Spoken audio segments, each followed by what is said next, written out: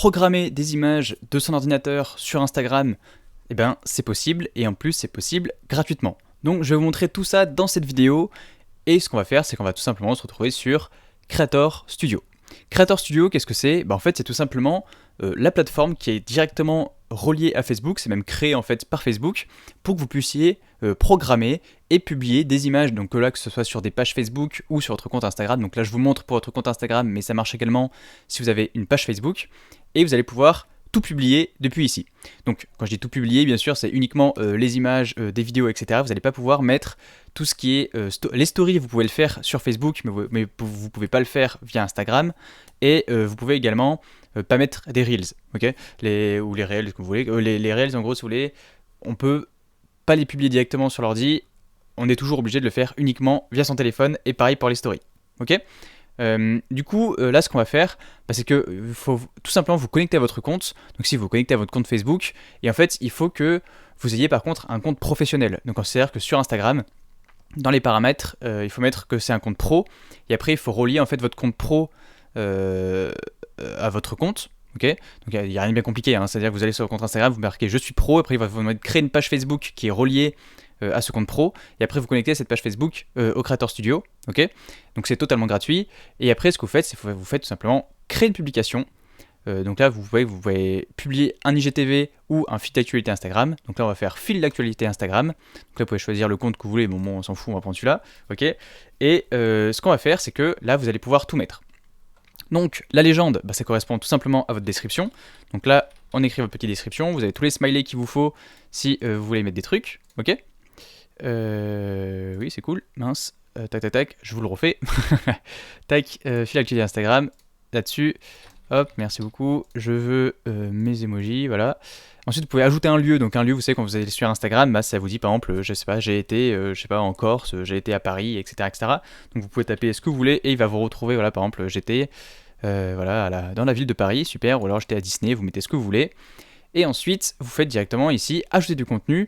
Donc vous pouvez glisser-déposer la photo que vous voulez, ou alors vous faites simplement ajouter du contenu, soit depuis votre page Facebook du coup qui est déjà connectée, moi c'est ce que je fais jamais en fait on va dire, ou soit justement vous pouvez l'importer depuis votre ordi. Donc moi souvent je fais importer depuis l'ordi. Bon moi j'ai pas d'image parce que c'est un ordi que j'utilise pour le travail, du coup j'ai 0 image dessus, mais voilà, vous prenez une image, de toute façon il n'y a rien de bien compliqué, vous prenez une image, vous l'uploadez. Vous pouvez également ici cocher la petite case si vous voulez pour comment ça s'appelle, vous pouvez cocher la petite case pour attendez, je vais mettre une image comme ça va être même plus simple. Voilà, du coup j'ai pris une super belle image, un petit pamplemousse, tac, voilà, parfait, j'ai mon image. Vous voyez que là vous pouvez taguer des gens dessus, ok. Donc là vous pouvez taguer des gens, par exemple, je sais pas, vous taguez qui vous voulez quoi, vous taguez des gens. Vous pouvez directement la couper directement ici, ou alors l'enlever, ok. Et là du coup vous pouvez faire ensuite ce que je vous disais, donc publier directement sur Facebook. Donc là ça va publier également sur ma page Facebook, ok. Voilà, vous pouvez enregistrer comme brouillon, la programmer, enfin vous faites comme vous voulez. Et ensuite, moi ce que je fais, donc ici on va laisser en publier maintenant, ou alors vous programmez si vous voulez programmer, on va le publier maintenant. Et ensuite ici c'est la même chose, vous pouvez choisir si vous pouvez publier maintenant, la programmer ou enregistrer comme un brouillon. Donc ici ce que vous faites simplement programmer si vous voulez le programmer, et vous choisissez tout simplement votre date, l'heure à laquelle vous voulez, et ça se publiera automatiquement. D'accord? Donc moi en fait ce que j'aime bien faire, c'est par exemple, je vais préparer toutes mes images pour le mois en fait sur mon compte Instagram, je vais tout publier vers le Creator Studio, et comme ça je programme tout, et tout se fait automatiquement. Ok? Après vous avez également ici les paramètres avancés.